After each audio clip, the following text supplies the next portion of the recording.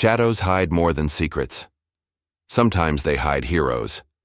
When officers Bradley and Carter kicked a homeless man in that alley, they thought they were teaching a lesson. Instead, they were awakening a ghost. Elijah Cole didn't speak as his blood stained the pavement, didn't fight as their laughter echoed through the night, didn't run when they threatened worse next time. He simply remembered. A battle-hardened sniper doesn't need a rifle to be dangerous. He needs a reason. Now a 4-star general's phone is ringing, and a system built on corruption is about to meet the man it should have left alone. Some men break under pressure, others wait for the perfect moment to strike. Just before we get back to it, I'd love to know where you're watching from today, and if you're enjoying these stories, make sure you're subscribed, because tomorrow's special episode is one you definitely don't want to miss. The city's neon lights flickered against the darkness, casting long shadows down alleyways where most people feared to tread. Steam rose from sewer grates, mingling with the harsh winter air. In one of these forgotten corners, Elijah Cole sat by a fire burning in an old oil drum, his weathered hands outstretched toward the dancing flames. His dark skin absorbed the orange glow, highlighting the deep lines etched across his face, a map of hardships endured and battles fought. Despite his ragged appearance, the worn army surplus jacket, frayed jeans, and boots held together with duct tape, there was something undeniably dignified about him. His eyes, sharp and alert, scanned the street with practiced precision, missing nothing. He watched as people hurried past, clutching their belongings tighter whenever they noticed him. Just another invisible man, Elijah muttered to himself, poking the fire with a metal rod. The diner across the street was a stark contrast to Elijah's dim corner.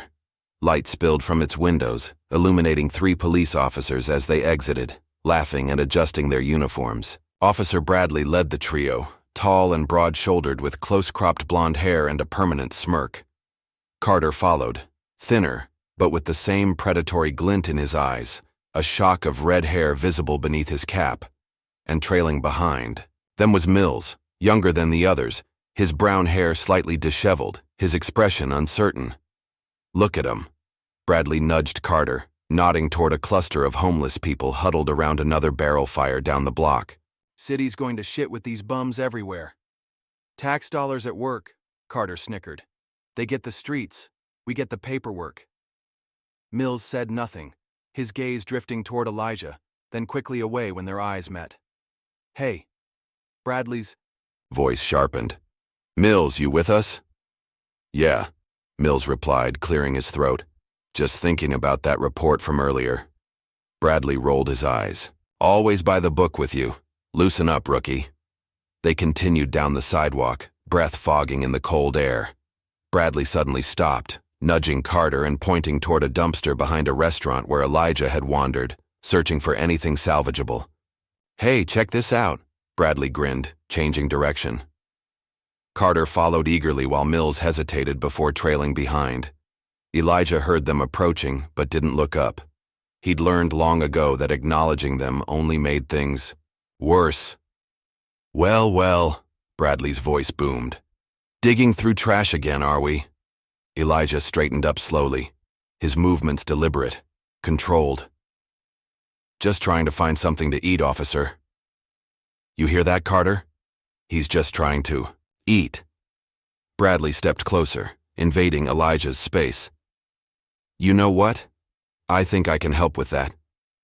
Before Elijah could react, Bradley shoved him hard, sending him tumbling backward into the dumpster. Carter burst into laughter as Elijah landed among the garbage, food scraps sticking to his jacket.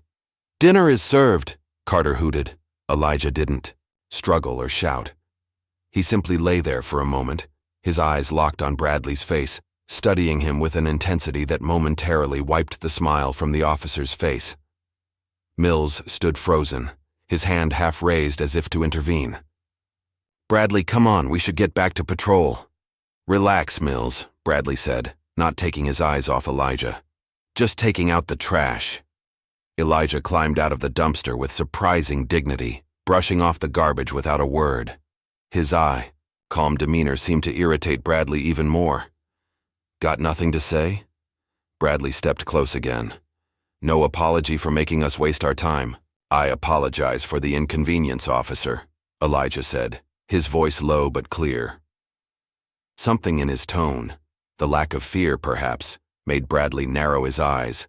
But before he could respond, the radio on his shoulder crackled with a call from "Dispatch, Saved by the Bell," Bradley muttered.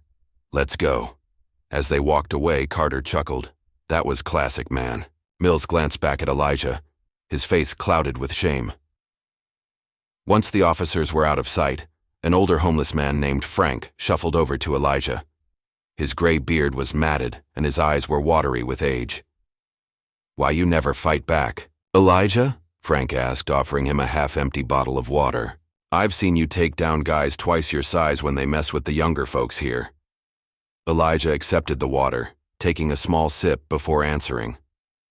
"Some battles are fought differently." His gaze followed the direction the officers had, eye calculating, patient. "Not all wars are won with fists," Frank shook his head. "Those cops been getting worse, especially Bradley and Carter. They're gonna kill someone one day." "Yes," Elijah agreed quietly. "They just might." At the precinct, fluorescent lights buzzed overhead as Bradley and Carter recounted their encounter, embellishing for the amusement of fellow officers. "You should have seen his face when I pushed him in."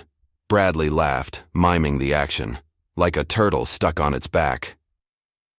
Captain Reynolds, a heavy-set man with thinning gray hair and perpetually bloodshot eyes, chuckled from his office doorway. "You boys having fun out there?"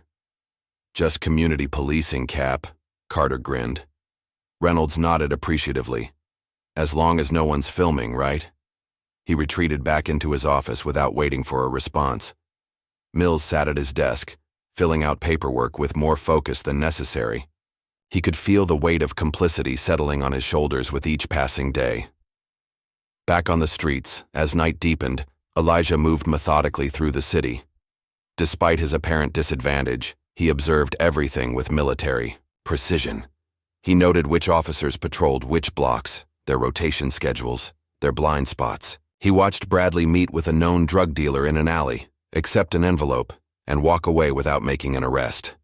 Elijah committed it all to memory, patient as a hunter tracking prey. Later that night, Mills sat in his modest apartment, phone pressed to his ear. "Yeah, Mom, I'm eating okay," he said, rubbing his temples. "The job's... it's not exactly what I expected." His mother's voice was gentle. "Remember why you wanted to be an officer, Tommy. Your father would be proud of the good man you are." Mills fell silent, thinking of what his father, a retired cop known for his integrity, would say about what he'd witnessed today. "I hope so, Mom." After hanging up, Mills stared at his reflection in the window. The uniform that once filled him with pride now felt like a costume he was wearing in a play he hadn't signed up for.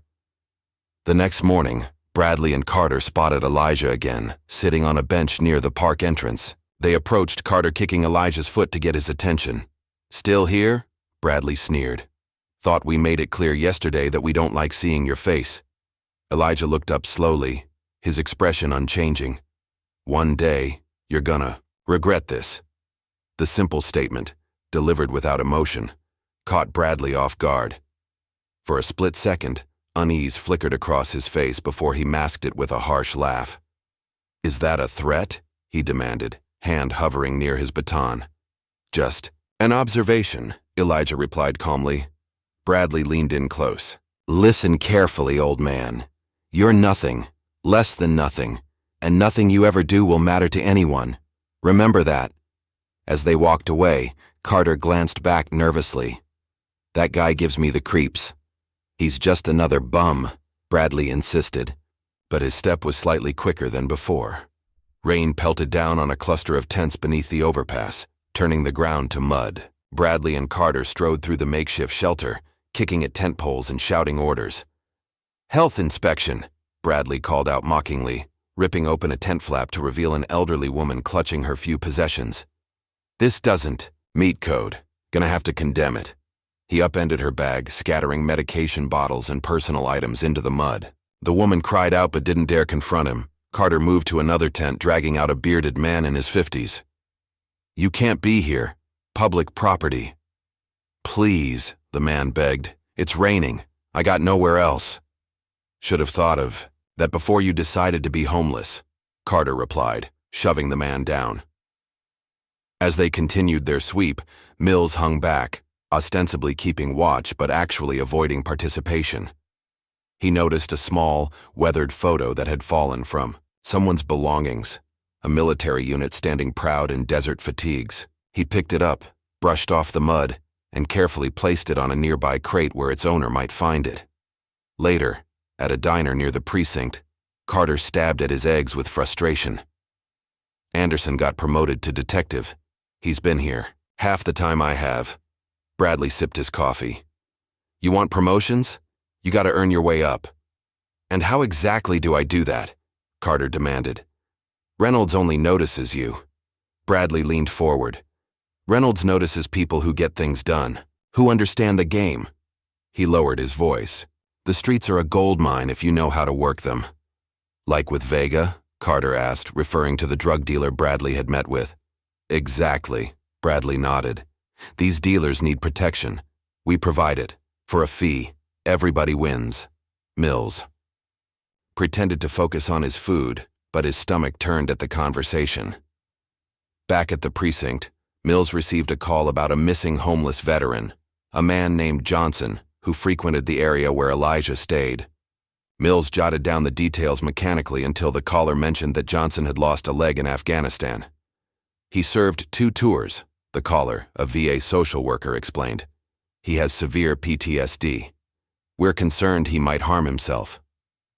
I'll keep an eye out, Mills promised, feeling a pang of genuine concern. That evening, Bradley, Carter, and Mills found themselves at the Blue Line, a bar frequented by police officers. Bradley was 3 drinks in, growing louder with each one. You hear about that veteran who went missing? Mills ventured, nursing his single beer. Another one bites the dust, Bradley shrugged. Those guys are always disappearing. He lost his leg in Afghanistan, Mills pressed. Should have ducked faster, Carter laughed, earning approving chuckles from nearby officers. Bradley raised his Moy glass. Here's to the heroes who couldn't hack it back home. His voice dripped with sarcasm. Useless in war, useless in peace. Mills fell silent, disgusted but unwilling to challenge them publicly. Little did they know that just 20 feet away at the bar, Elijah sat nursing a cup of coffee he'd scraped together enough change to buy. He heard every word, his face betraying nothing as he committed their conversation to memory. What Bradley and his cronies didn't know, what nobody knew, was that Elijah Cole had once been Master Sergeant Elijah Cole, one of the most decorated snipers in Special Forces history. Man with confirmed kills in the triple digits, a ghost who could end a life from a mile away without a second thought, a man who had saved General Samuel Harrington's life during an ambush that should have killed them both. Across town, Bradley met with Councilman Wallace in an upscale restaurant's private room. Wallace, a thin man with thinning hair and expensive cufflinks, slid an envelope across the table. The development plans are moving forward, Wallace said quietly. We need that encampment cleared by next week. No media, no fuss. Bradley pocketed the envelope without counting the contents. Consider it done. Some bleeding heart at the Tribune has been asking questions about homeless displacement. Wallace continued. Make sure your methods are discreet. Always are, Bradley assured him. From the shadows of an alley across the street, Elijah watched. Bradley exit the restaurant and shake hands with Wallace. His eyes narrowed as he recognized the councilman from news coverage about a controversial development project, one that would demolish a shelter to build luxury condos. Later that night, Bradley met with Marcus, a gang leader who controlled drug distribution in the Northern District. The meeting took place in the back room of a laundromat, with Carter standing guard outside. Police are planning a raid on West Side next Thursday, Bradley informed him, leaning against a dryer. Thought you should know. Marcus nodded, sliding a thick envelope across the folding table. Appreciate the heads up. Business as usual on our end? Just keep it clean on my streets, Bradley replied. And remember our arrangement when election season comes around. Neither man noticed the shadow that passed briefly across the small window high on the wall. Elijah, perched on a dumpster, recording the conversation on a cheap phone he'd bought with panhandling money. The next day, Carter approached a homeless man named Devin, who was known to do odd jobs around the neighborhood. Carter cornered him behind a grocery store. "Got a tip you've been selling," Carter said, holding up a small bag of white powder. "That ain't mine," Devin protested, eyes widening. "I don't do that stuff, man." "Funny, because I'm about to find it in your pocket." Carter moved closer, the bag hidden in his palm. "Please," Devin begged. "I'm clean, 2 years now." Carter grabbed him roughly, slamming him against the wall. With practiced moves, he planted the drugs and then discovered them with a theatrical flourish. "Well, look what we have here," he announced loudly as a store employee stepped out for a smoke break, providing a convenient witness. "You're under arrest." As Carter cuffed Devin and led him to the patrol car, he caught Bradley watching from across the street. Bradley gave a subtle nod of approval. Mills sat at his desk that night, the precinct nearly empty. He pulled up records on Elijah Cole, expecting to find petty arrests or nothing at all. What appeared on his screen made his blood run cold. Master Sergeant Elijah Cole, Special Forces, 3 silver stars, Bronze Star with Valor, Purple Heart. A career spanning over 20 years, with most of the file redacted for national security reasons. "Jesus," Mills whispered, scrolling through the limited information available. The service photo showed a younger Elijah in dress uniform, eyes sharp and focused, bearing no resemblance to the broken man on the streets, except for those same penetrating eyes. Mills quickly closed the file when he heard footsteps approaching, but his mind raced with questions. Why was one of America's most decorated soldiers living on the streets? And why hadn't he fought back against Bradley and Carter? The next morning, news spread through the precinct about a drug dealer named Vega, who had been found beaten and robbed. His jaw was broken in 2 places and all his product and money were gone. "Professional job," the reporting officer said. "No witnesses. Victim says it was someone who moved like a ghost." Bradley's face darkened as he listened. Vega was one of his protected dealers. "Any suspects?" he demanded. "None. Security cameras in the area mysteriously malfunctioned during the time window." Bradley slammed his fist on a desk. "Find who did this." In his makeshift shelter beneath an abandoned bridge, Elijah sat cross-legged on a salvaged cushion. The space around him was surprisingly orderly. Military habits died hard. He held an old pocket knife, methodically sharpening it against a whetstone as he had done countless times in far-flung corners of the world. Next to him lay the spoils from Vega's operation, several $1,000s in cash and drugs that would never reach the streets. The money was already separated into envelopes addressed to various homeless shelters and veterans organizations. "Time's running out, Bradley," Elijah murmured to himself, testing the knife's edge against his thumb. "Time's running out for all of you." Frank approached cautiously, knowing better than to startle Elijah. "You okay, brother? Heard about what happened to Vega." Elijah didn't look up from his work. "Did you now?" "Streets talk," Frank shrugged. "Heard whoever did it was military trained, real professional-like." "That so?" Elijah replied non-committally. Frank lowered his voice. "Word is, Bradley's furious. He's looking to make someone pay." "Let him look," Elijah said calmly. "Some people don't see what's right in front of them until it's too late."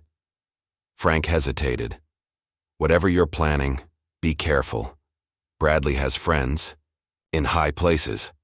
A ghost of a smile crossed Elijah's weathered face. "So do I, Frank. So do I." The next morning dawned clear and cold. Elijah spotted an elderly veteran named Wilson struggling to stand from his makeshift bed in the alley. Wilson's hands shook with the early stages of Parkinson's, making even simple tasks difficult. Elijah approached, offering a steady arm. "Easy. There, soldier. I've got you." Wilson gripped Elijah's arm, his roomy eyes grateful. "Thanks, brother. Legs ain't what they used to be." "Neither are mine," Elijah replied with a rare smile. "But they still get me where I need to go."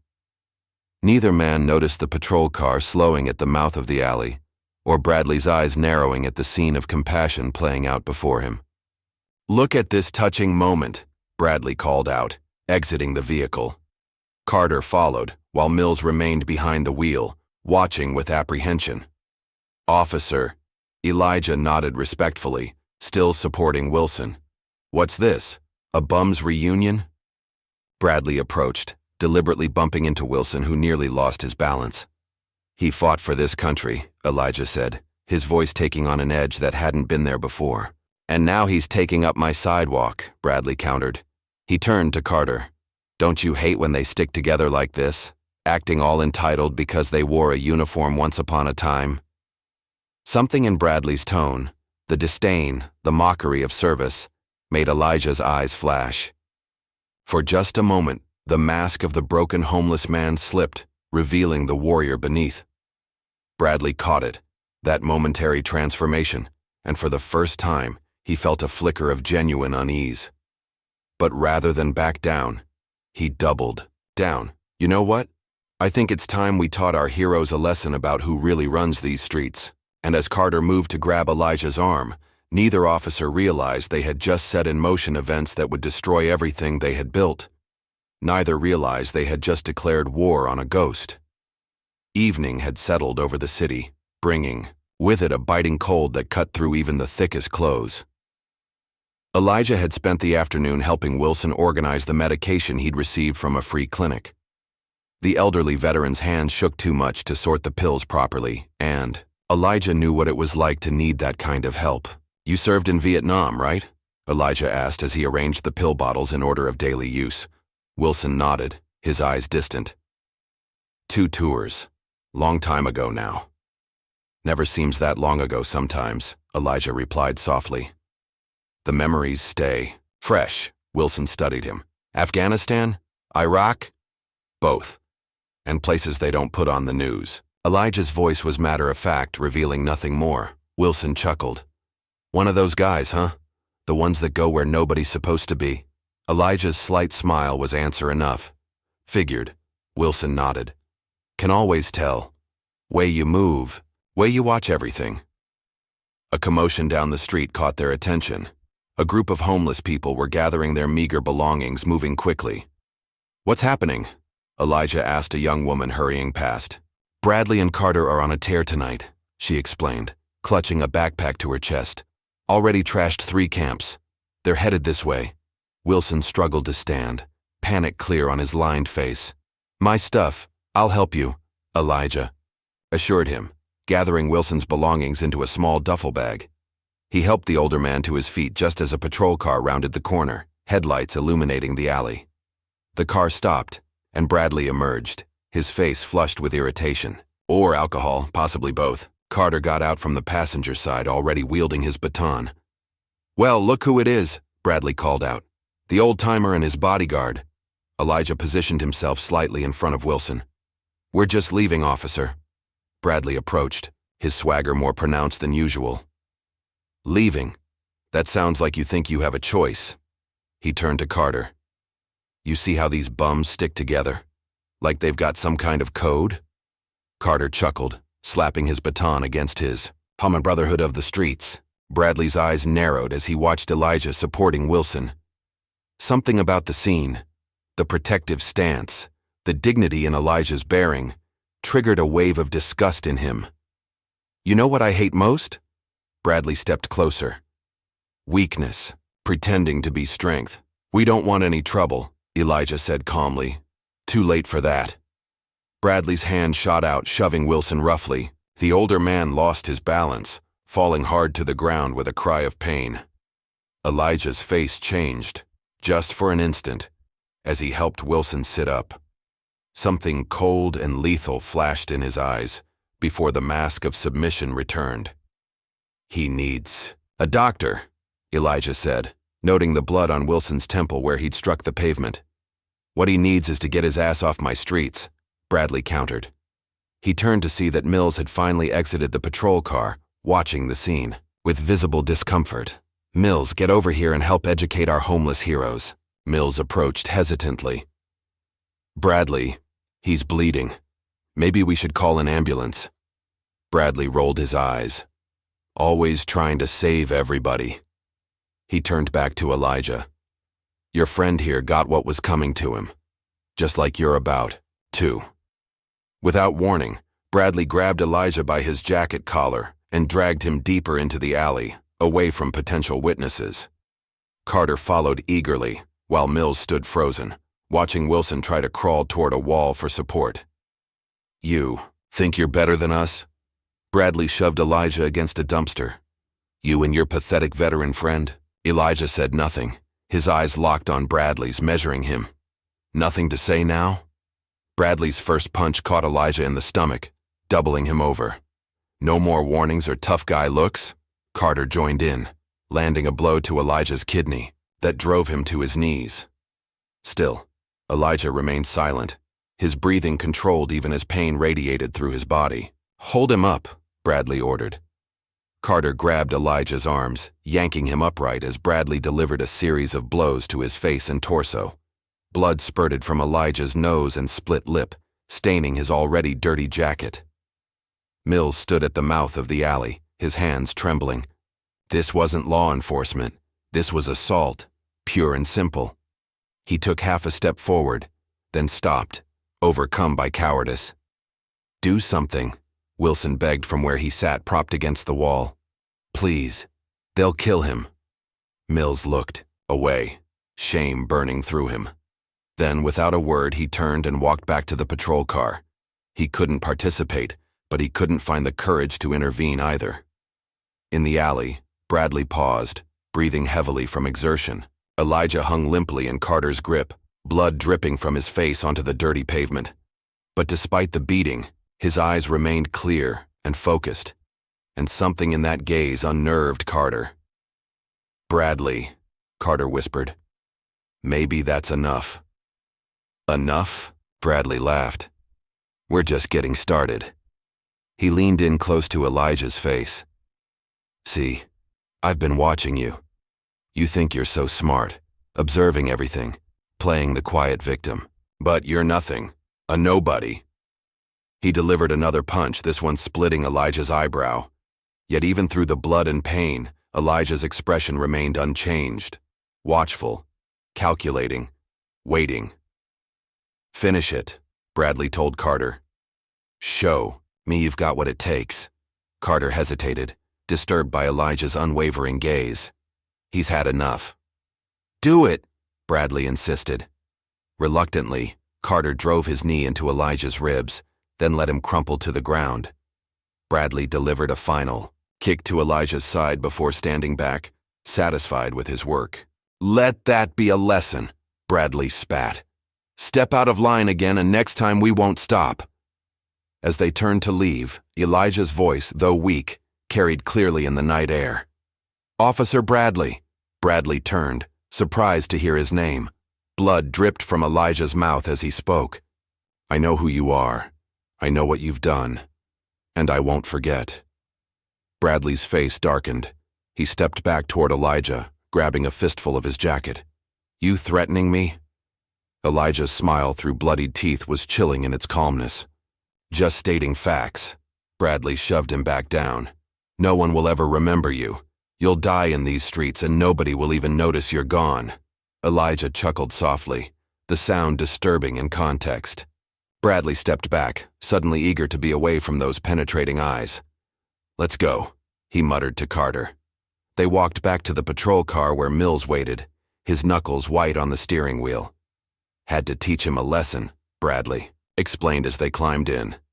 Getting too comfortable around here. Mills said nothing, putting the car in drive.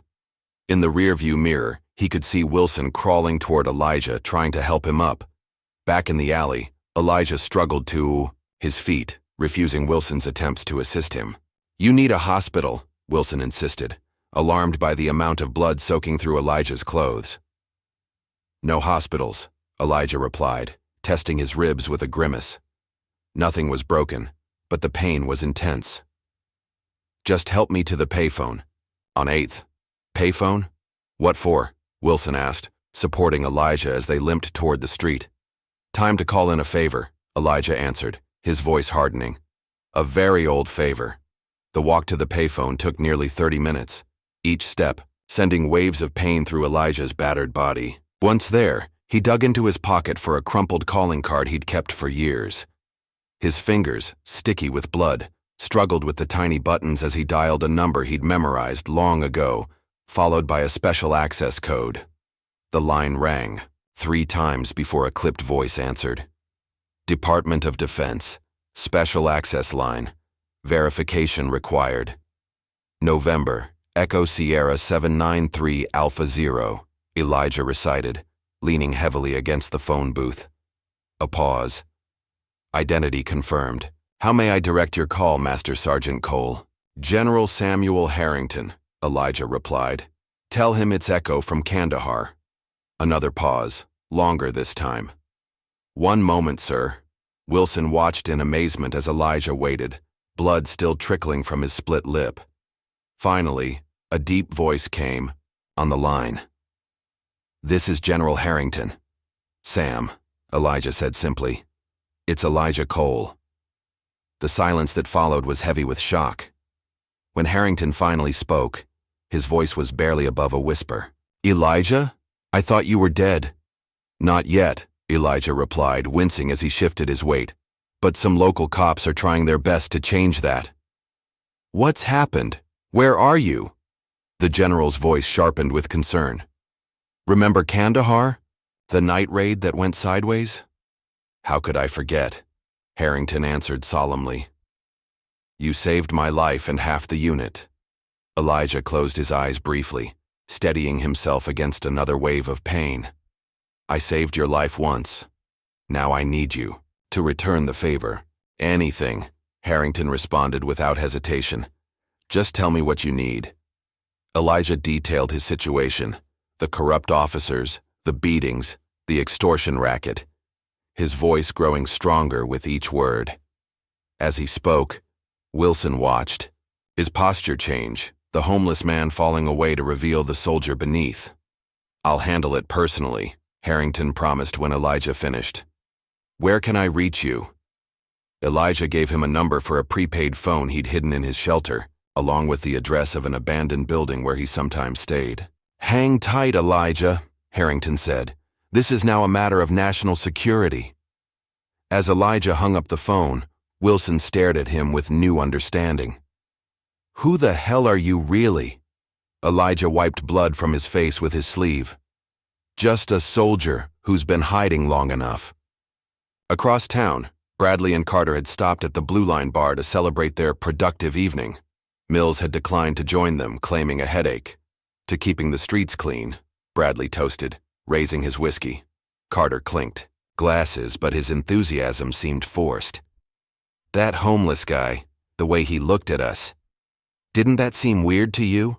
Bradley snorted. Don't tell me you're scared of some bum. Not scared, Carter insisted.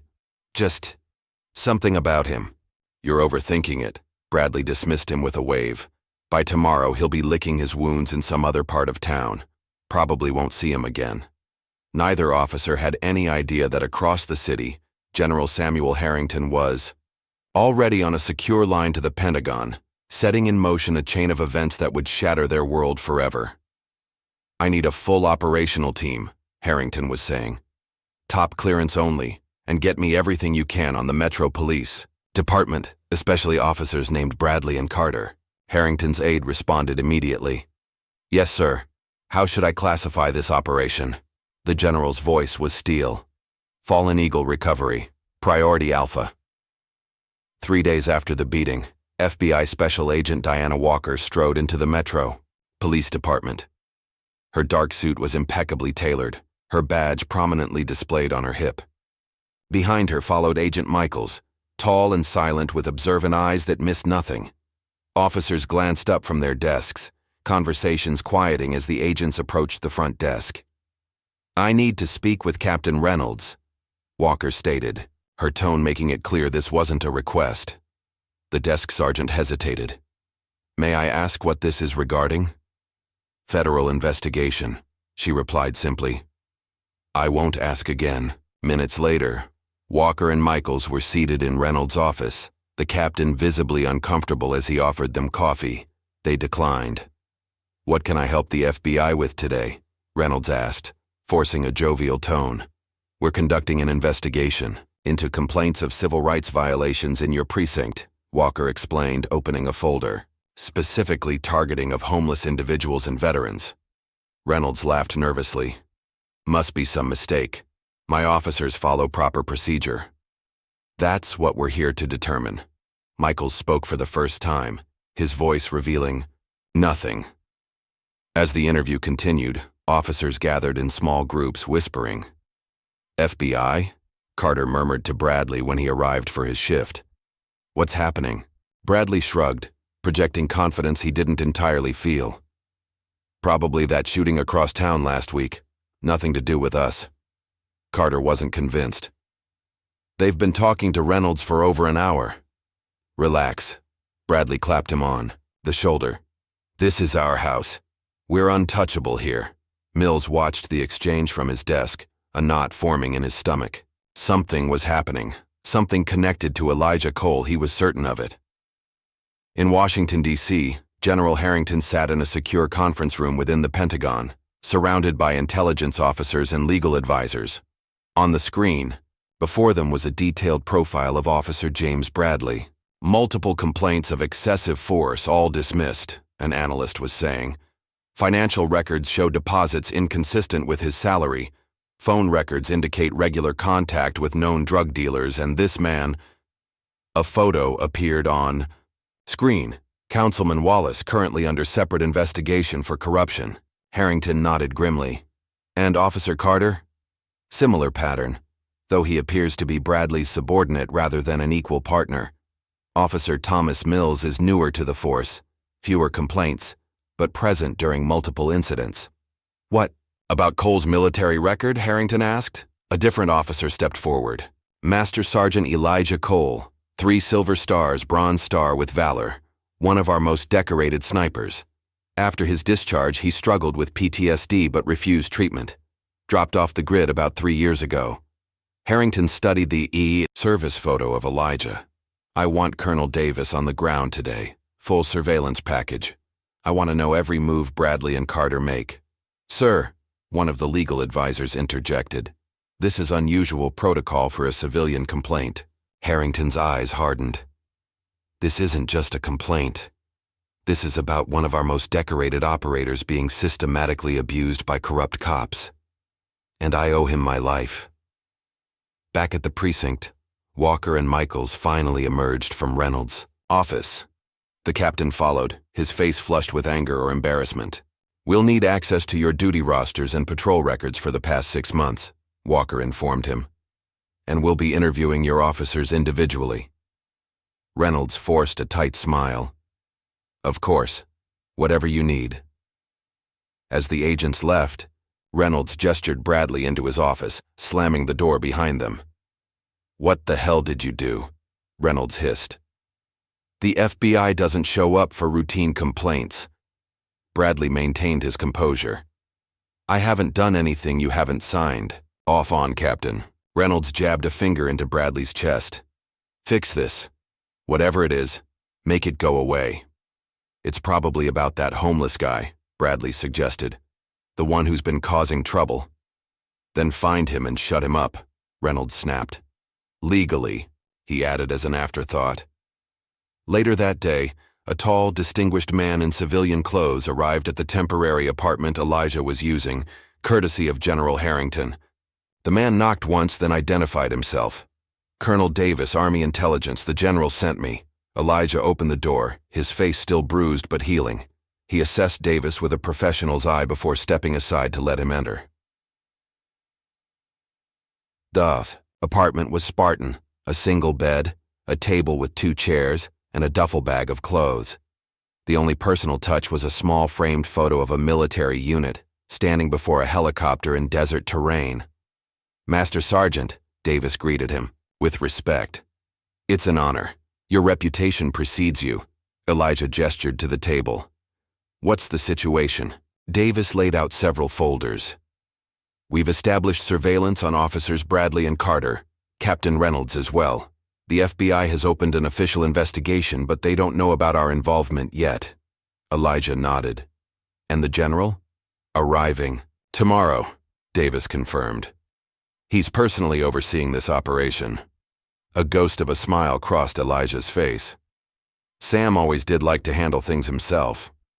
There's something else, Davis added, opening another folder. Bradley has connections, beyond just local drug dealers. We've traced financial transactions to Councilman Wallace and this man. He slid across a photo of a well-dressed man leaving a restaurant.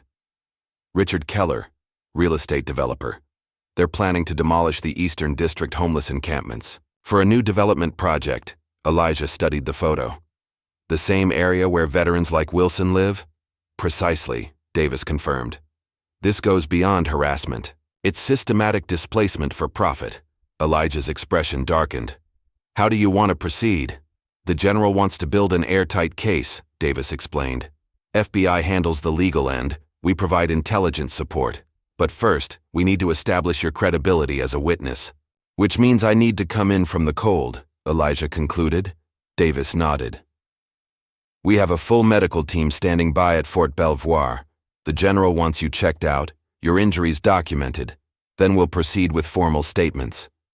Elijah stood. Decision made. Let's move. As Davis and Elijah prepared to leave, neither noticed the patrol car slowly cruising past the apartment building, Carter behind the wheel, eyes scanning the street with growing paranoia. Mills spent his evening off doing something he knew could end his career, searching through confidential police records for any complaints involving Elijah Cole or other homeless veterans. What he found sickened him. Dozens of reports, all dismissed without investigation, many involving Bradley and Carter. His phone rang, startling him. The number was blocked. Officer Mills, he answered cautiously. Look out your window, a male voice instructed. Mills moved to his apartment window. On the street below, a man in a dark suit stood beside a black sedan. Who is this? Mills demanded.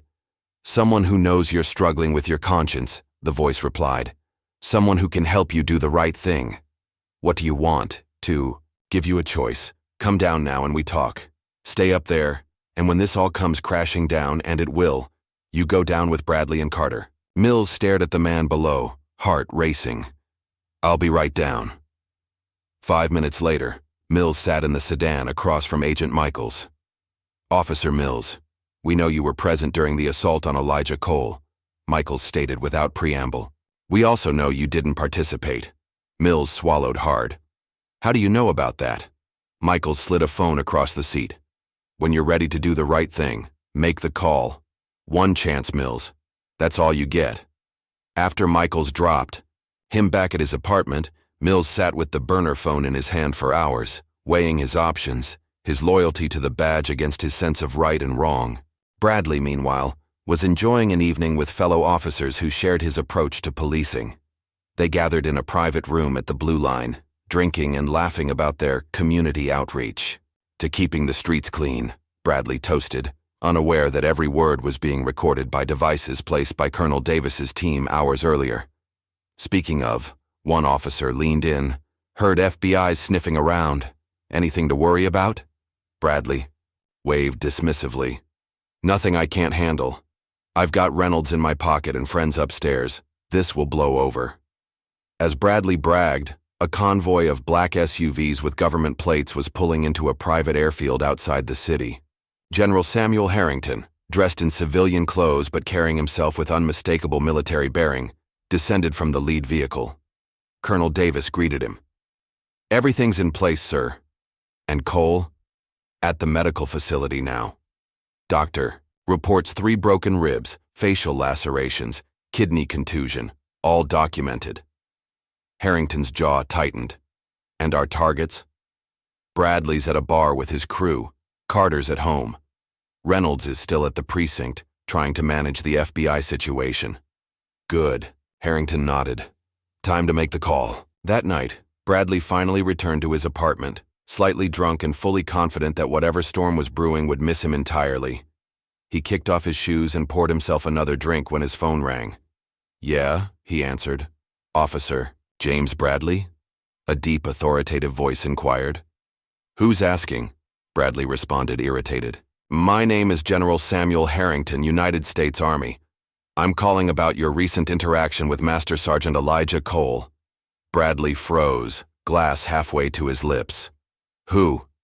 The homeless man you and Officer Carter assaulted 3 nights ago, Harrington continued, his voice deceptively calm. The man whose military service record includes 3 Silver Stars and classified operations that saved countless American lives. Look, I don't know what you're... Harrington cut him off. Save it. As of 20 minutes ago, the Department of Justice has opened a formal investigation into you, Officer Carter, and Captain Reynolds for civil rights violations, abuse of power, and corruption. Bradley struggled to maintain his composure. This is ridiculous. You can't... I just did. Harrington interrupted again. You see, Officer Bradley, when you decided to beat a decorated Special Forces veteran, you didn't just commit assault. You attacked one of mine, and I protect my people. Bradley's hand had begun to shake, spilling whiskey onto his pants. This is some kind of mistake. The only mistake was yours, Harrington stated coldly. You just made the biggest mistake of your life. The line went dead, leaving Bradley staring at his phone in disbelief. For the first time in years, real fear crept into his heart as he realized he might not be as untouchable as he'd believed. Frantically, he dialed Carter.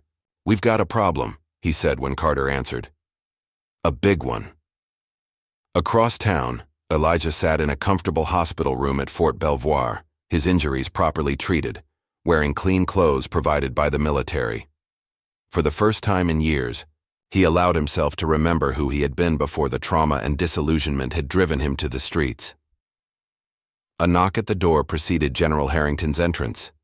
The 2 men regarded each other silently before Harrington extended his hand. It's been a long time, Master Sergeant. Elijah stood, shaking the offered hand. Too long, sir. I made the call, Harrington informed him. Bradley knows we're coming for him. A cold smile touched Elijah's lips. Good. I want him to feel what it's like to know something's coming and be powerless to stop it. This will end his career at minimum, Harrington assured him. Possibly with jail time. Elijah nodded. And the others? The homeless veterans he's terrorized? We're already setting up resources through the VA, Harrington replied. Housing, medical care, legal assistance. No one gets left behind. Elijah studied his old commander. Why go to all this trouble for one homeless vet? Harrington's expression softened slightly. Because in Kandahar, when that RPG hit our position, and I was pinned down, you came back for me.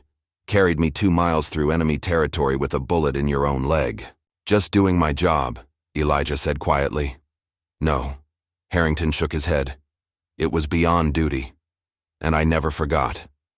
Dawn broke over the city as Bradley paced his apartment, repeatedly calling Reynolds with no answer. Carter had arrived an hour earlier, equally panicked. This can't be happening, Carter muttered, peering through the blinds at the street below. There's a car parked across the street. Been there all night. Reynolds needs to fix this, Bradley insisted. That's his job. And if he can't? Carter challenged. Before Bradley could respond, his phone buzzed with a text message from Reynolds. FBI at the precinct again. DOJ officials with them. Don't come in. Bradley threw his phone across the room. Son of a bitch is cutting us loose. What do we do? Carter asked, his usual bravado completely evaporated. Bradley grabbed his jacket. We find that homeless bastard and make him understand what happens to people who cross me. Are you insane? Carter stared in disbelief. That'll just make it worse. It can't get worse, Bradley snarled. He started this. He can end it, one way or another. As they argued, Mills sat in a federal building downtown, giving his statement. To FBI agents and DOJ prosecutors, the burner phone lay on the table before him, his decision made. Officer Bradley has been running protection rackets for at least 3 years, Mills explained, his voice steady despite his shaking hands. Drug dealers, prostitution, gambling, they all pay him. Captain Reynolds gets a cut to look the other way. Agent Walker nodded encouragingly. And the harassment of homeless individuals? Mills swallowed hard. systematic, especially veterans. Bradley has a particular hatred for them, calls them broken toys. And the assault on Elijah Cole? Mills closed his eyes briefly. I was there. I didn't stop it. That's on me, and I'll accept whatever consequences come with that. But Bradley and Carter, they nearly killed him, and they enjoyed it. Outside the federal building, a convoy assembled. FBI tactical teams in full gear checked weapons while Harrington conferred with senior agents. Bradley and Carter are the primary targets, Harrington explained. Reynolds is secondary but equally important. Agent Walker approached. Mills has given us everything. Dates, locations, names, it's more than enough for warrants. Harrington nodded. Execute as planned. Remember, these are cops. They're armed and dangerous. What about Cole? Walker asked. Will he testify? He'll do what needs to be done, Harrington assured her. He always has. As Harrington replied, his phone rang. The caller ID showed Colonel Davis. Sir, Davis's voice was urgent. Bradley and Carter just left Bradley's apartment, armed. They're heading toward the Eastern District homeless encampment. Harrington's expression darkened. They're looking for Elijah. Redirect all units now. The convoy roared to life, sirens wailing as they raced through morning traffic. Harrington made another call. To Elijah. Bradley's coming for you, he warned. Stay put. We're on our way. But Elijah's response was calm, almost expectant. No, General. Let him come. Elijah, don't do anything stupid, Harrington urged. We've got this handled legally. Some battles need to be fought face to face, Elijah replied before hanging. Up at the Eastern encampment, homeless veterans were gathering their belongings, warned by Wilson that trouble was coming. Many had already disappeared into the city, but Wilson refused to leave. He stood up for us, Wilson told the others. I'm not running. Bradley's unmarked car screeched to a halt at the edge of the encampment. He and Carter emerged, weapons drawn, but concealed under their jackets. Where is he? Bradley demanded of a woman folding a tattered blanket. Where's Cole? The woman backed away, terrified. Wilson stepped forward, placing himself between Bradley and the others. He's not here, Wilson stated, his voice surprisingly steady for a man facing armed aggressors. Bradley raised his gun, pointing it directly at Wilson's chest. Last chance, old man. Where is he? Behind you. Elijah's voice rang out. Bradley. And Carter spun to find Elijah standing 20 feet away, his posture straight, his eyes clear. No longer the defeated homeless man they had beaten. This was Master Sergeant Cole, combat veteran, a man who had faced far worse threats than two corrupt cops. You, Bradley snarled. You think you can ruin me? Call in your military buddies to fight your battles? No, Elijah replied calmly. I just needed time to set the stage. Carter's gun wavered between Elijah and the distant sound of approaching sirens. Bradley, we need to go now. Not until I finish this, Bradley insisted, advancing on Elijah. You think you're so special with your medals and your general friends?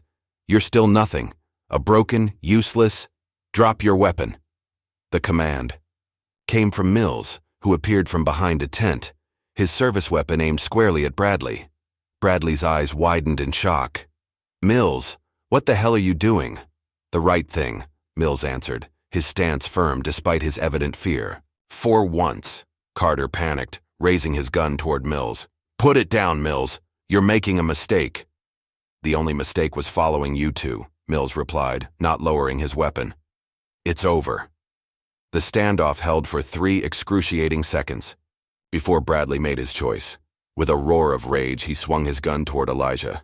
What happened next seemed to unfold in slow motion. Before Bradley could fire, Elijah moved with the fluid precision of a trained operator. His hand shot out, gripping Bradley's wrist and twisting brutally. The gun clattered to the ground as Bradley howled in pain. Carter froze, unsure where to aim as police and FBI vehicles screeched into the encampment from all directions.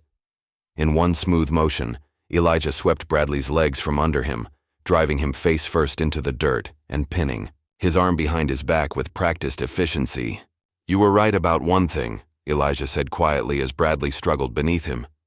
Some people are forgotten, but I was never one of them. FBI agents swarmed the scene, weapons drawn. Agent Walker approached, taking in the tableau with professional calm. Master Sergeant Cole, she nodded respectfully. I believe you've apprehended our suspect. Elijah stood, stepping back as agents handcuffed Bradley. He's all yours.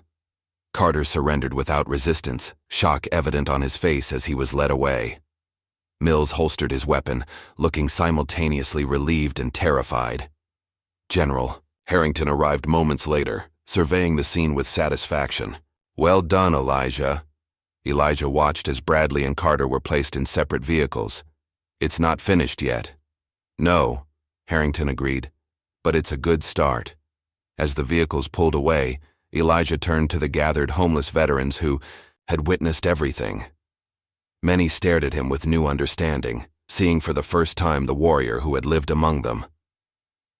Wilson approached, extending his hand. Thank you, soldier.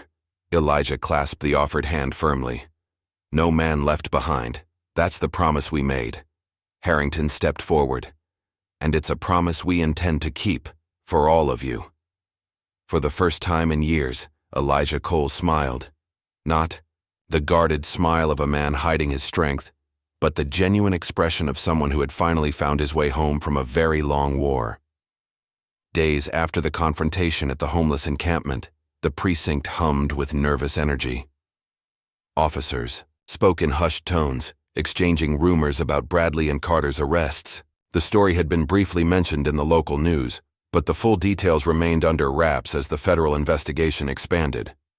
Bradley sat in an interrogation room at the federal building downtown, his normally confident demeanor cracking under pressure.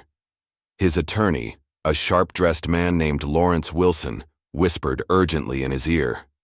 They've got testimonies from multiple homeless veterans, evidence of your financial transactions, and Officer Mills as a cooperating witness, Wilson explained. The situation is problematic.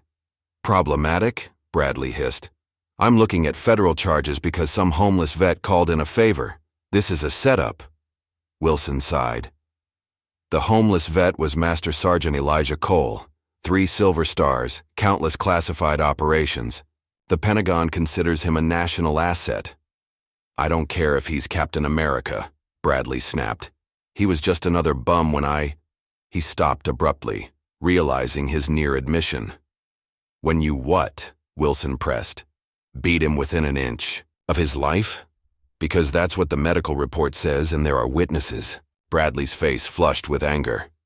Get me out of here. Call whoever you need to call. I've tried, Wilson admitted. Your usual connections aren't answering. That call from General Harrington changed everything. The mention of Harrington's name sent a cold wave of unease through Bradley. The general's voice still echoed in his mind. You just made the biggest mistake of your life. Down the hall, Carter sat in a separate room, visibly shaken. Unlike Bradley, he had no expensive lawyer, just a public defender who looked overwhelmed by the case. The prosecutor is offering a deal, the defender explained.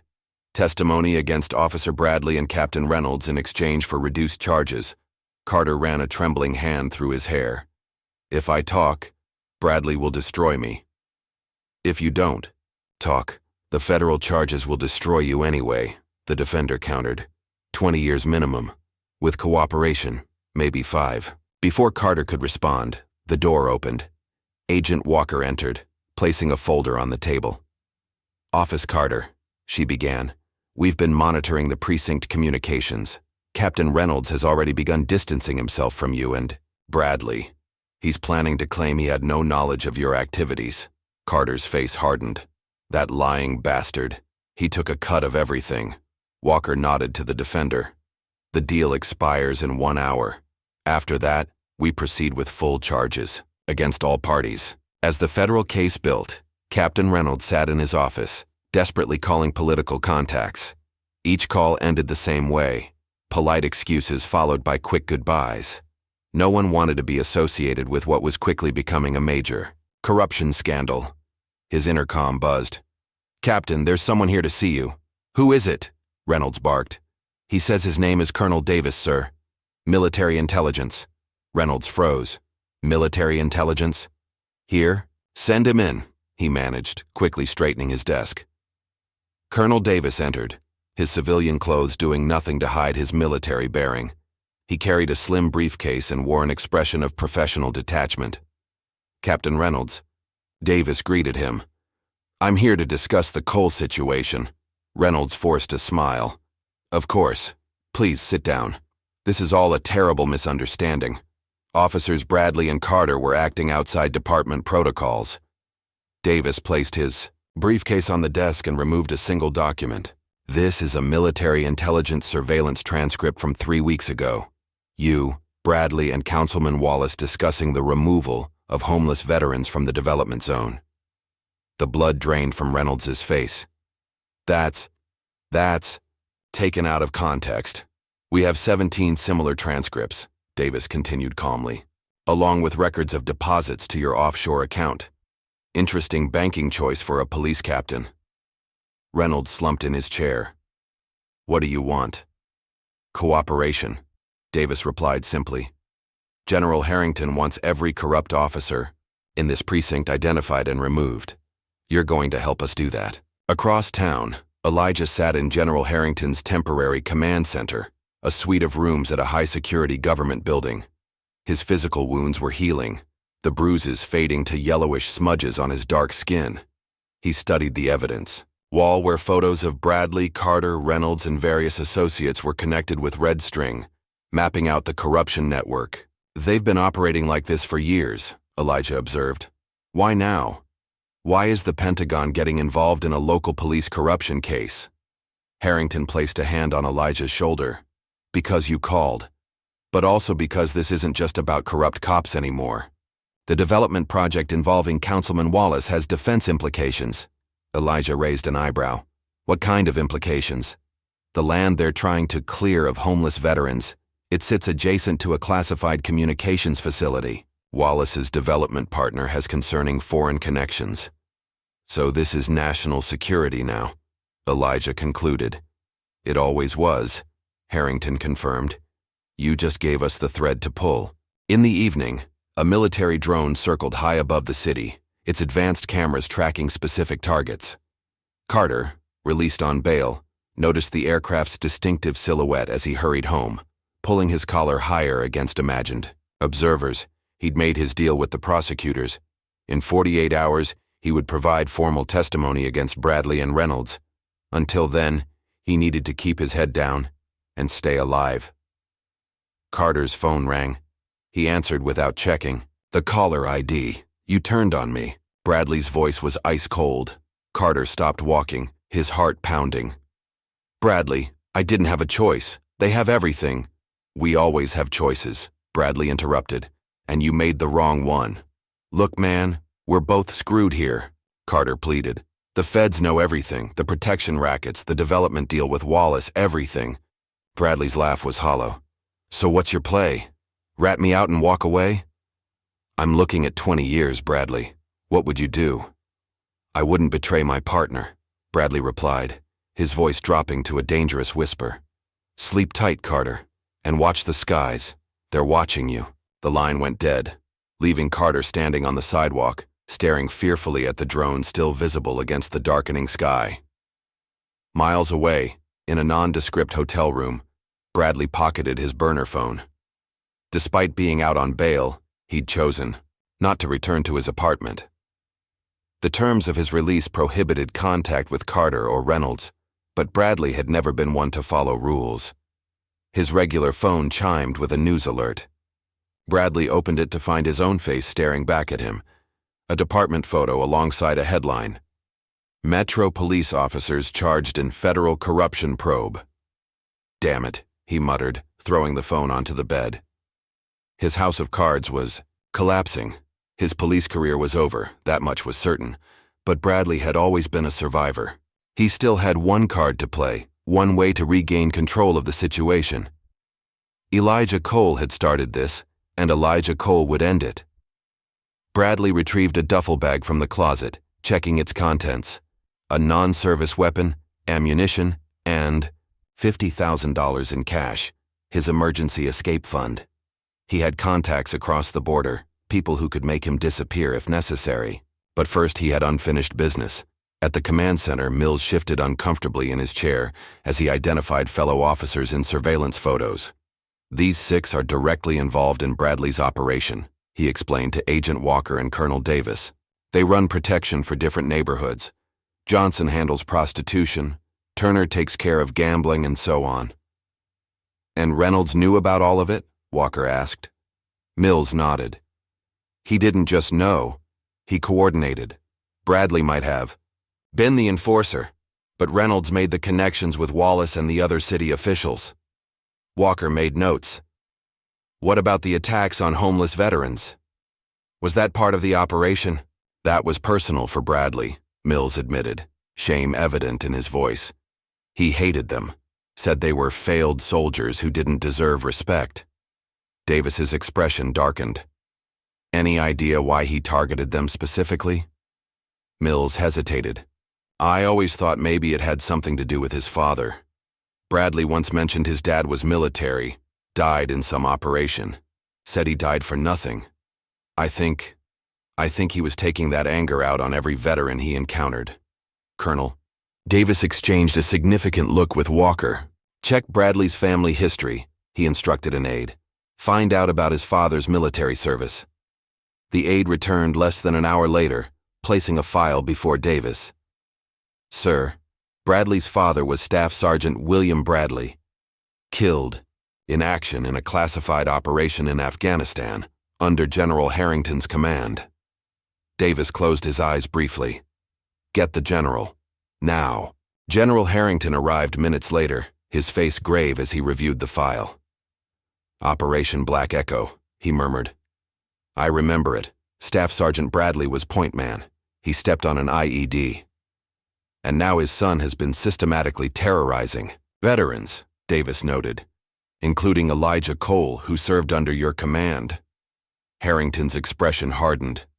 "This isn't coincidence." "Sir," an intelligence analyst interrupted, "we've lost track of Bradley. He hasn't returned to his registered address and his phone is now offline." "Find him," Harrington ordered, "and get additional security on Cole immediately. Bradley's not done." Night fell on the city. At a homeless veterans shelter where Elijah had insisted on spending time despite Harrington's security concerns, Wilson and several other veterans gathered for a simple meal. The shelter, underfunded but clean, provided a safe space that many hadn't experienced in years. "Still can't believe you were some kind of super soldier," Wilson remarked, passing Elijah a cup of coffee. "All this time you never said a word." "Wasn't relevant," Elijah shrugged. "Out here we're all just trying to survive another day." Wilson gestured to the other veterans. "Thanks to you, we might do more than just survive now. The lawyers that General sent over are helping Jackson get his benefits restored. First time in years anyone's given a damn about us." Elijah nodded, surveying the room. Though still wary by nature, he felt a sense of purpose he'd been missing since leaving the service. The younger veterans particularly looked to him now, seeking guidance from someone who understood their struggles. His phone vibrated, the secure device Harrington had provided. A text from Colonel Davis. "Bradley's missing. Stay where you are. Security team en route." Elijah's combat instincts flared to life. He scanned the room, noting exits and potential cover. Something felt wrong. "Wilson," he said quietly, "get everyone to the back rooms. Now." Wilson recognized the tone, the commanding voice that had been hiding beneath Elijah's calm demeanor. Without question, he began guiding the other veterans away from the main area. Elijah moved to the front window, staying to the side as he peered into the darkness. The street appeared empty, but the hairs on the back of his neck stood up. The familiar sensation that had saved his life countless times in combat. Bradley was watching. Elijah was certain of it. Rather than wait for the security team, Elijah made a quick decision. He slipped out the side door of the shelter, moving silently into the shadows. If Bradley wanted him, better to draw him away from the others. He wasn't disappointed. Less than a block away, Elijah spotted a figure in a parked car, the outline of a man hunched over the steering wheel. Even at a distance, he recognized Bradley's distinctive silhouette. Elijah moved carefully, using the urban terrain, as he'd once used the mountains of Afghanistan. Bradley was dangerous, but Elijah had spent decades hunting more dangerous men. Bradley, fixated on watching the shelter's front entrance, didn't notice Elijah's approach until the barrel of his own stolen service weapon pressed against the back of his head. "Looking for me?" Elijah's voice was quiet but carried an undeniable threat. Bradley froze. "How did you—" "You're not the first man to hunt me," Elijah cut him off. "Get out, slowly." Bradley complied, raising his hands. "You're making a mistake. I just wanted to talk. With a loaded gun?" Elijah nodded toward the weapon visible on Bradley's passenger seat. "That's not how conversations usually start." Bradley's face twisted with rage. "You destroyed everything I built. Years of work, gone because some broken-down vet couldn't take a beating." "This isn't about the beating," Elijah countered. "This is about justice for every veteran you terrorized. Every homeless person you abused because you thought no one was watching. My father died for this country," Bradley snarled. "Followed orders from men like your precious General Harrington. And what did it get him? A flag-draped coffin and a son who grew up without a father." Understanding dawned on Elijah. "So you punish other veterans for your loss? Men and women who served alongside your father? They came back. He didn't." Bradley's voice cracked slightly. "They failed where he died. Why do they deserve peace when he's lying in Arlington?" Before Elijah could respond, headlights illuminated the street as several vehicles converged on their position. Military, police, and FBI agents emerged, weapons drawn. "Federal agents, hands where we can see them," Agent Walker's voice carried through the night. Bradley's eyes darted between Elijah and the approaching agents. In that moment of calculation, Elijah saw what was coming next. Bradley was a cornered animal now, and cornered animals were unpredictable. "Don't," Elijah warned, recognizing the shift in Bradley's stance. Too late. Bradley lunged, not for the gun but for Elijah himself, tackled him with desperate strength. Both men went down hard on the pavement. "I'm not going to prison," Bradley hissed, fingers clawing for Elijah's throat. Elijah blocked the attempt easily, his combat training taking over. With a swift, practiced movement, he reversed their positions, pinning Bradley to the ground with a forearm across his throat. "It's over," Elijah told him, as the agents surrounded them. "It was over the moment you chose to abuse your power." Next morning, military transport touched down at the city's private airfield. The door opened to reveal General Harrington in full dress uniform, medals and insignia gleaming in the morning sun. Unlike his previous arrival in civilian clothes, this was an official, visible statement. "General," Colonel Davis greeted him, "we've secured Bradley. He's being held at the Federal Building." Harrington nodded crisply. "And Cole?" "At the command center. He's fine. Bradley didn't get a chance to harm him." "Good." Harrington strode toward the waiting vehicle. "Status report on Reynolds and Carter?" "Carter's cooperating fully. Reynolds tried to run last night but was intercepted at the bus station. Councilman Wallace is being questioned now." The general's face remained impassive, but satisfaction gleamed in his eyes. "And the press?" "They've been given the basics," Davis confirmed. "You're scheduled for a formal statement at 1400 hours. At the Federal Building, Bradley sat in interrogation, his lawyer increasingly agitated beside him. "This isn't just assault anymore," Wilson explained.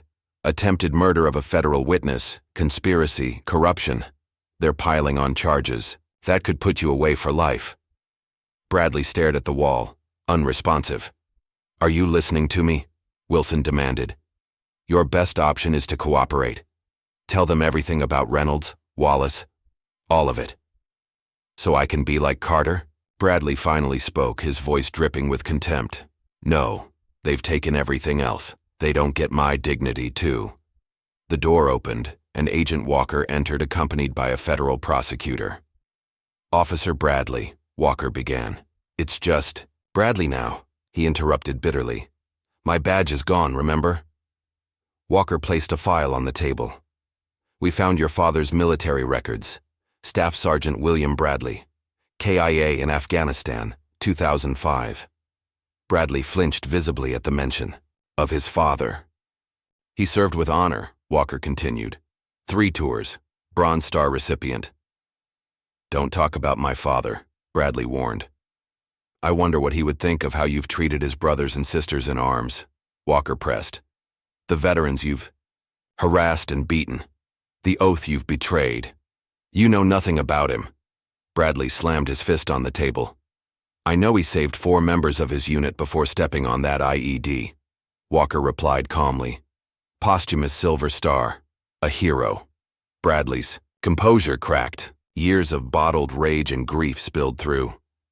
A hero who left his family with nothing but a folded flag, while his commanding officer went on to become a general. Is that what this is about? Walker asked. Punishing Harrington by proxy? Hurting veterans because you couldn't hurt him? Bradley said nothing, but his silence was answer enough. Walker slid a document across the table. Full confession, names, dates, amounts, every corrupt officer in your network. Sign it, and we'll make sure your father's sacrifice is acknowledged in your sentencing. Across town, Carter sat pale-faced as he detailed years of misconduct to federal prosecutors, names, dates, payoff amounts, everything spilled out in a desperate attempt to save himself. Bradley started small, he explained. Protection for local dealers, taking a cut of their profits. Then it expanded. Reynolds brought in Wallace and the developers. And the targeting of homeless veterans? The prosecutor prompted. Carter swallowed. Hard. Bradley hated them. Said they were a stain on his father's memory. I just went along with it. I wanted the promotion. His statement continued for hours, each revelation more damning than the last. The corruption network extended beyond the precinct, reaching into City Hall and local businesses. A systematic campaign of harassment against the homeless, particularly veterans, all concealed behind badges. At the command center, Elijah watched the interrogation videos with Harrington. Neither man spoke until Carter's session ended. He didn't mention it, Elijah noted, but Bradley was building toward something bigger. Harrington raised an eyebrow. How so? The development project with Wallace wasn't just about luxury condos, Elijah explained. I heard Bradley talking with some of his crew about using the construction to move product, drugs coming in with building materials, distribution through the construction crews. Harrington made a note. We'll add it to the investigation. Elijah studied the general's face. Bradley blames you for his father's death. I know, Harrington replied quietly. I authorized that mission. William Bradley was one of my best sergeants. Does that change how you feel about this case? Harrington met Elijah's gaze steadily. It explains Bradley's actions. It doesn't excuse them. Later that afternoon, Captain Reynolds sat across from his own attorney, desperation evident in his every movement. They have everything, the lawyer explained. Bradley's talking, Carter's talking. The only question now is what kind of deal we can make.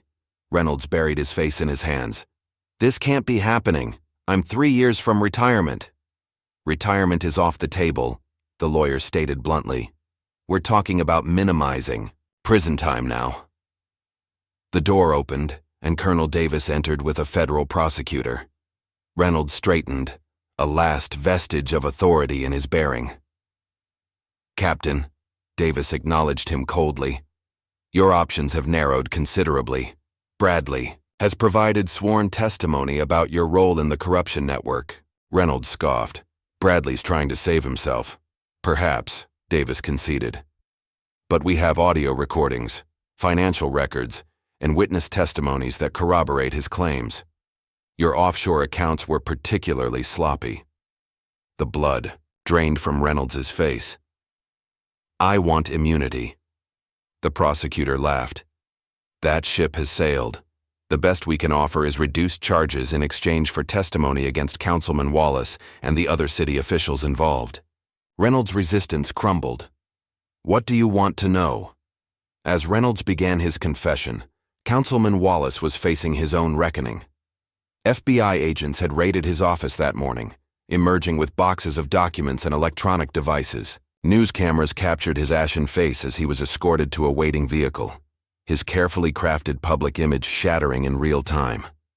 By evening, The story had exploded across national news networks. Police corruption ring exposed, the headlines proclaimed. Decorated veteran uncovers systemic abuse. Elijah's military photo appeared alongside stories of his heroism and the brutal treatment he'd endured. At the veterans' shelter, the residents gathered around a television, watching in awe as their story, their daily reality, became a national conversation. "That's him," Wilson pointed at the screen where Elijah's service photo was displayed. "That's our guy." A younger veteran shook his head in disbelief. "All this time, we had no idea who he really was." "He knew who he was," Wilson corrected gently. "He just wasn't ready for anyone else to know." At the federal building's press room, General Harrington stood before a forest of microphones, his presence commanding absolute attention. "The United States military has a sacred covenant with those who serve," he began. "When that covenant is broken, when those who served this nation with honor are subjected to abuse and discrimination, it becomes a matter of national concern."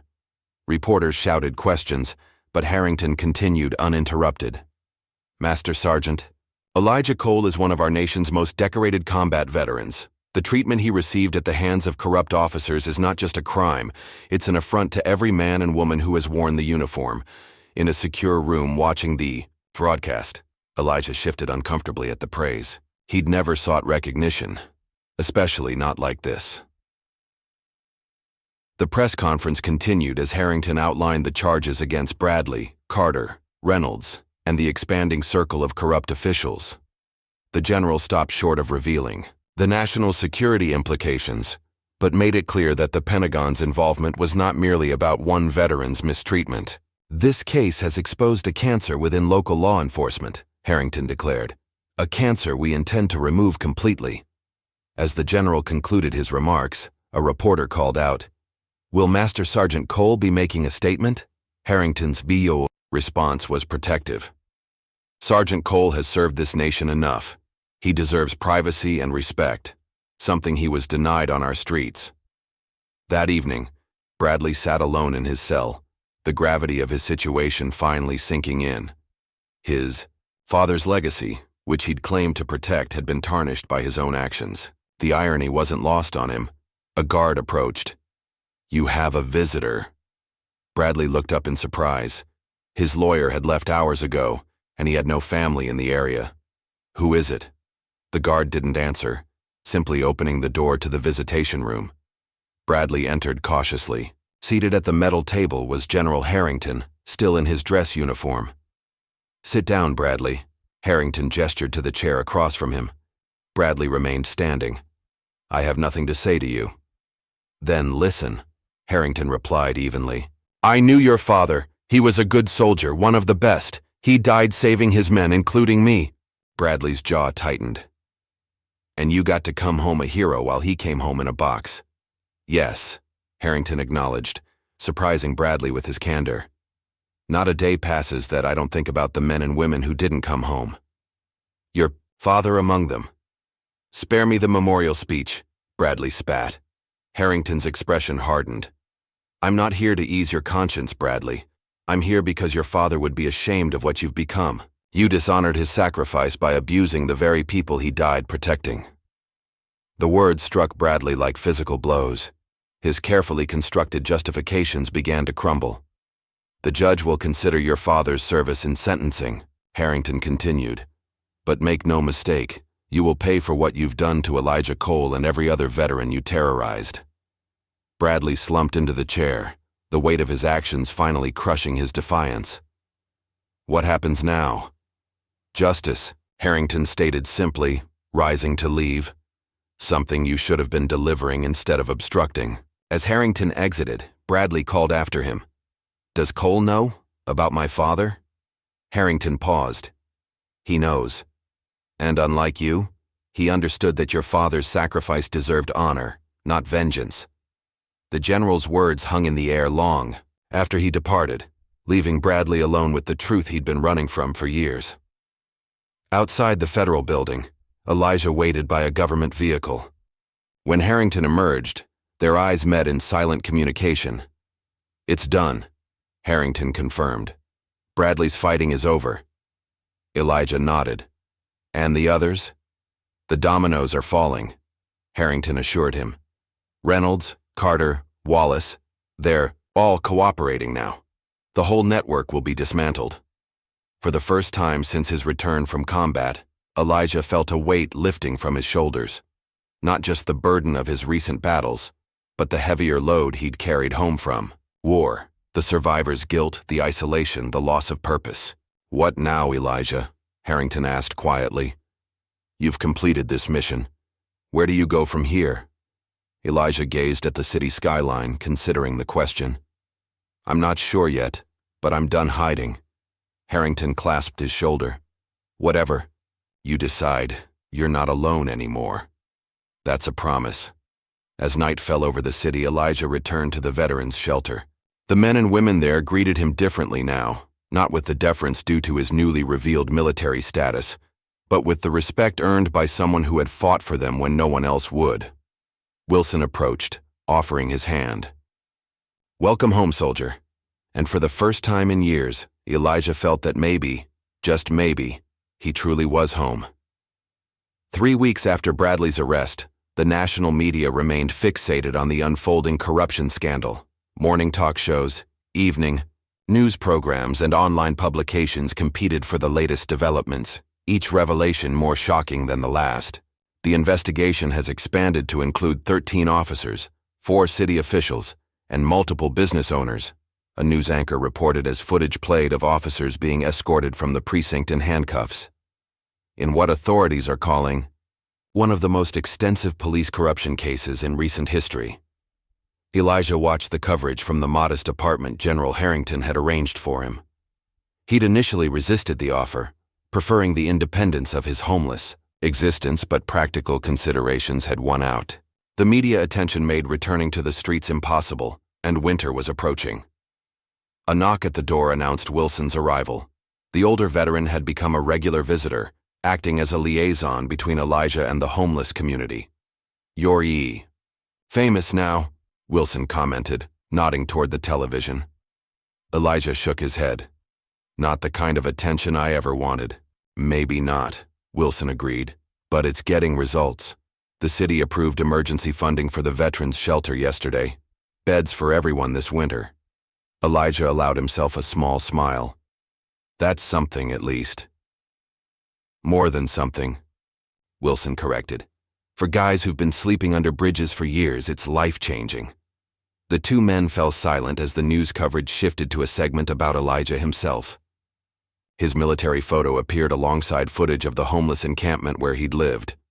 Master Sergeant Elijah Cole, the reporter began, recipient of 3 silver stars, the Bronze Star with Valor, and multiple Purple Hearts, had been living on the streets for nearly 3 years before the events that exposed corruption within the Metro Police Department. Footage played of protesters gathering outside City Hall, many carrying signs with Elijah's service photo and slogans like, "Honor our veterans," and "No hero should be homeless."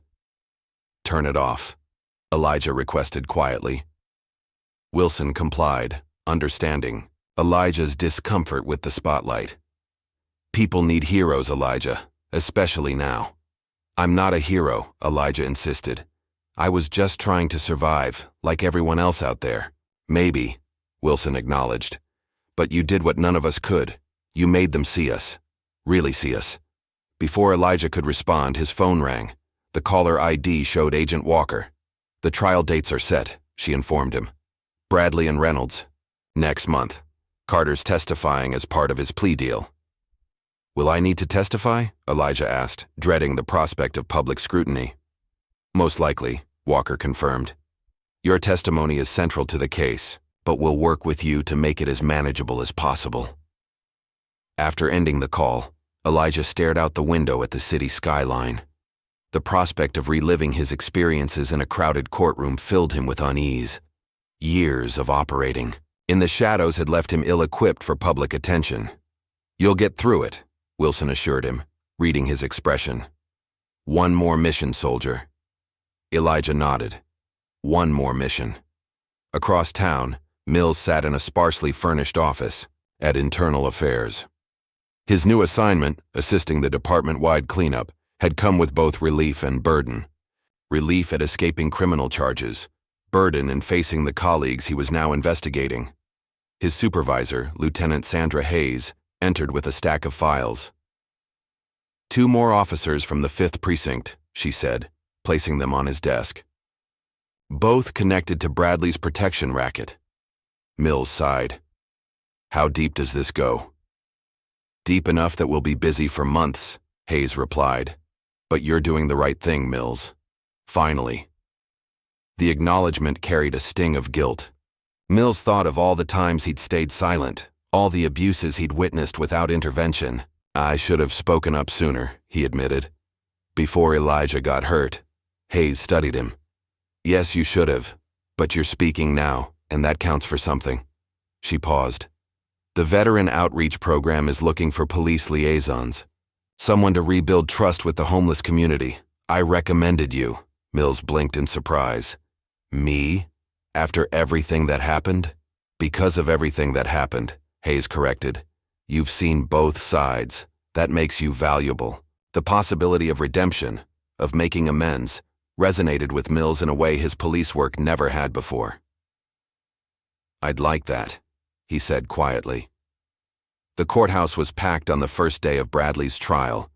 Journalists filled the gallery, spectators lined up around the block, and protesters from both sides gathered on the courthouse steps. Bradley entered in an orange jumpsuit, his formerly confident stride reduced to a defeated shuffle. His eyes briefly met Elijah's across the courtroom, a fleeting moment of recognition before both men looked away. The prosecution's opening statement painted a damning picture. Years of systematic abuse, corruption reaching into the highest levels of local government, and a particular cruelty reserved for the city's most vulnerable residents. Officer Bradley didn't just abuse his power, the prosecutor concluded. He weaponized it against those least able to defend themselves, our city's homeless, many of whom served this country with honor. The defense argued that Bradley was merely a product of the system, that the real corruption existed at higher levels. It was a weak argument, contradicted by mountains of evidence and testimony. During a recess, Elijah stepped outside for air, accompanied by a U.S. Marshal assigned to protect him. The media descended immediately, shouting questions and thrusting microphones toward him. "Master Sergeant Cole, how does it feel to see Officer Bradley on trial? Are you still living on the streets? Will you be returning to military service?" Elijah raised a hand, and to his surprise, the reporters fell silent. "I'm not here for revenge," he stated simply. "I'm here for justice, not just for myself, but for every veteran who's been forgotten, mistreated, or ignored. That's all I have to say." His brief statement made headlines within the hour. Carter's testimony proved devastating to Bradley's defense. He detailed years of abuse, extortion, and violence, painting Bradley as the architect of the corruption network. "It was Bradley's idea to target the homeless camps," Carter explained, unable to meet Elijah's gaze. "He said they were easy targets. No one would believe them over police officers." Reynolds's testimony followed a similar pattern, each man trying to minimize his own culpability by emphasizing Bradley's role. The strategy failed. The evidence implicated them all. But it was Elijah's testimony that captured the nation's attention. He spoke quietly, with measured dignity, describing not only his own mistreatment but the systematic abuse of the entire homeless community. "It wasn't just beatings," he explained. "It was the daily harassment, the destruction of what little property people had, the constant message that our lives didn't matter." "And why didn't you fight back?" the prosecutor asked. "Given your military training?"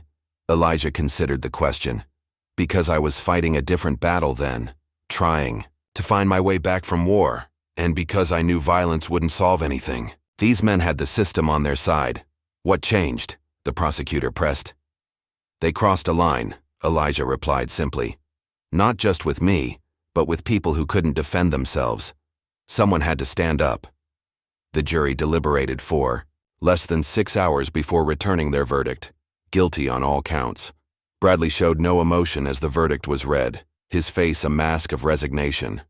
Reynolds collapsed into his chair, head in his hands. Outside the courthouse, General Harrington addressed the waiting media. Today's verdict sends a clear message. No one is above the law, and the mistreatment of our veterans will not be tolerated. The sentencing came 3 weeks later. Bradley received life imprisonment for multiple federal charges, including civil rights violations, racketeering, and attempted murder. Reynolds got 20 years. Carter, thanks to his cooperation, received 8 years with possibility of parole after 5. As Bradley was led away, he paused near Elijah. "I still don't understand," he said quietly. "Why did you endure it for so long? Why not use that training of yours to end it sooner?" Elijah met his gaze steadily. "Because I've seen enough violence to last several lifetimes. I was hoping you'd stop on your own." Bradley had no response as the marshals led him away. In the aftermath of the trial, public attention focused increasingly on the plight of homeless veterans. Donations poured into local shelters, volunteers emerged from every part of the city, and politicians scrambled to support veterans' initiatives. A newly renovated shelter, funded partly by assets seized from Bradley and his associates, a plaque was placed at the entrance. It bore no grand statements, just a simple dedication. "To those who served, then struggled, you are not forgotten." The shelter became a model for a new approach to veteran homelessness, offering not just beds, but comprehensive services, mental health support, job training, and legal assistance for benefits claims. Elijah, despite his reluctance to be a public figure, found himself at the center of the movement. Veterans from across the country reached out to him, sharing similar stories of struggle and mistreatment. "I never wanted to be the face of this," he confided to Harrington during one of their regular meetings. "I just wanted the abuse to stop."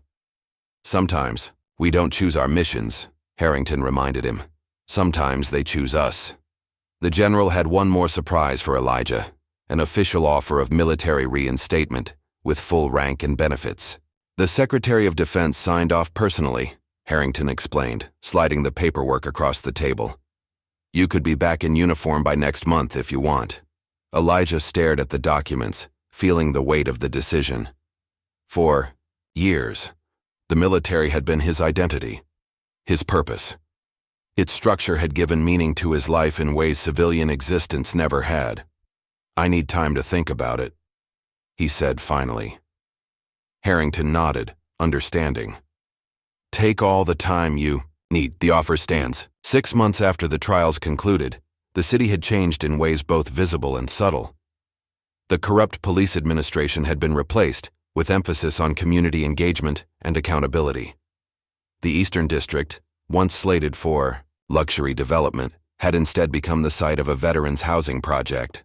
Mills, now working as liaison between the police department and homeless services, had found unexpected purpose in his new role. The same veterans who had once feared his uniform now sought him out for assistance. "Officer Mills," Wilson greeted him at the shelter entrance. "Back again?" Mills nodded. "Brought the paperwork for Jackson's VA appeal, and some news about the housing vouchers. Good news, I hope." Wilson led him inside. "The best. City Council approved full funding, 30 more units available next month." Wilson smiled. "Never thought I'd see the day when a cop was fighting for us instead of against us." Mills accepted the observation with humility. "I'm just trying to balance the scales a little." The shelter's main room buzzed with activity. Veterans of varying ages gathered around tables, some completing benefit applications, others attending a job skills workshop. The transformation from the desperate place Elijah had found 6 months ago was remarkable. A small ceremony was taking place in one corner, the placement of a simple bronze plaque honoring veterans lost to homelessness and neglect. The mayor, seeking positive press after the scandal, had arranged the commemoration. Mills scanned the room. "Is Elijah here today?" Wilson shook his head. "He's meeting with the general. Something important," he said. Across town, in a private room at Fort Mason, Elijah sat across from General Harrington. Between them lay the reinstatement papers, still unsigned. "You've had time to consider," Harrington noted. "What's your decision?" Elijah met his gaze steadily. "I'm declining the offer, sir." Though Harrington had suspected as much, Disappointment still flickered across his features. "May I ask why?" "I've found a different mission," Elijah explained. "Here, with the veterans who fell through the cracks, the ones still fighting their way back." Harrington nodded slowly. "I understand, and I respect your choice." He paused. "What will you do?" "The VA offered me a position," Elijah revealed. "Outreach coordinator for homeless veterans, using my experience on both sides of the equation." "Perfect fit," Harrington acknowledged, "though the military will miss your skills." "Some battles can't be fought with guns and tactics," Elijah replied, echoing his words from months ago. "This one requires a different approach." Their meeting concluded with mutual respect. As they parted, Harrington turned back. "You know, when I found you in that alley after the ambush in Kandahar, I never thought I'd be thanking you for saving me twice." Elijah raised an eyebrow. "Twice?" "Once from enemy fire," Harrington explained, "and once from complacency. I'd forgotten what it means to leave no one behind." Later that evening, Elijah visited the prison where Bradley was serving his sentence. The meeting had been arranged at Bradley's request, surprising both Elijah and the authorities. They sat, across from each other in the visitation room, the fluorescent lights casting harsh shadows on Bradley's already gaunt face. Prison had aged him rapidly. "I didn't think you'd come," Bradley began. "Neither did I," Elijah admitted. An uncomfortable silence stretched between them until Bradley finally spoke again. "I've had a lot of time to think. About my father, about what I did." Elijah waited, offering neither forgiveness nor condemnation. "I told myself I was honoring him," Bradley continued, "by punishing those who came back when he didn't. But that's not what he would have wanted." He met Elijah's gaze directly. "I know that now." "What do you want from me, Bradley?" Elijah asked bluntly. "Nothing." Bradley shook his head. "I just wanted you to know that I understand now. What I did was unforgivable. I don't expect forgiveness, but I needed to say it." Elijah studied him, searching for deception and finding none. "Your father was a hero who saved lives, including Harrington's. The best way to honor him would have been to protect people, not terrorize them." "I know," Bradley acknowledged, the simple admission revealing more genuine remorse than any lengthy apology.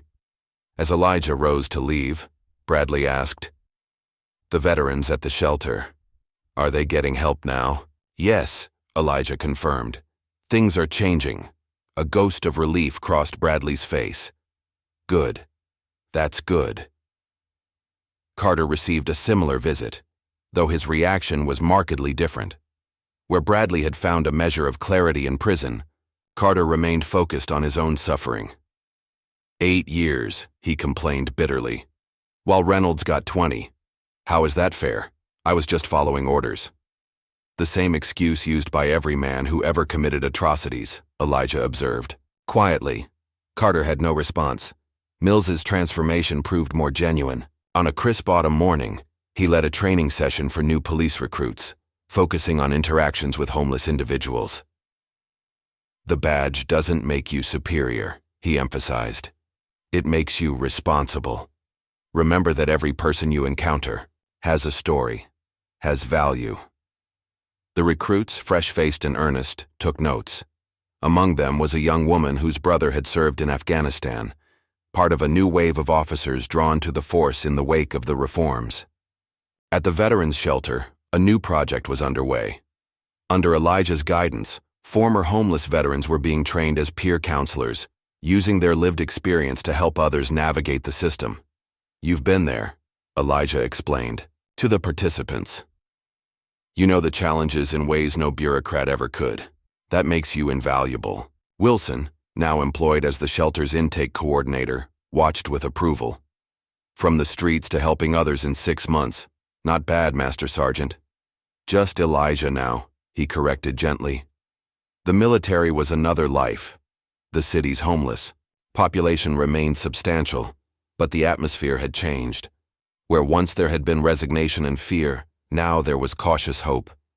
Outreach teams, including police officers like Mills, regularly visited encampments with resources rather than threats. One afternoon, Elijah returned to the spot where his confrontation with Bradley had begun, the alley where he'd been beaten, nearly to death. The place held no power over him now, just another urban corner transformed by context and time. As he stood there, Harrington's car pulled up beside him. "Last place I expected to find you," the general remarked, joining him. "Just making peace with ghosts," Elijah explained. Harrington nodded in understanding. "I'm leaving tomorrow. New assignment overseas." "The world keeps turning," Elijah observed. "It does," Harrington agreed. "But some things change for the better." He gestured to a group of veterans being helped into a van marked with the VA logo. "You did that. Not with a rifle this time, but with courage nonetheless." They walked together toward a small park where several homeless veterans sat on benches, talking with outreach workers. One man extended his hand to Elijah in greeting, and others nodded in recognition. "You found your way home," Harrington noted. "In a manner of speaking," Elijah acknowledged. "Just not the way I expected." As sunset painted the sky in fiery hues, Elijah returned to the barrel fire where his story had begun. The scene was remarkably similar. The flickering flames, the gathering darkness, the marginalized people seeking warmth and community.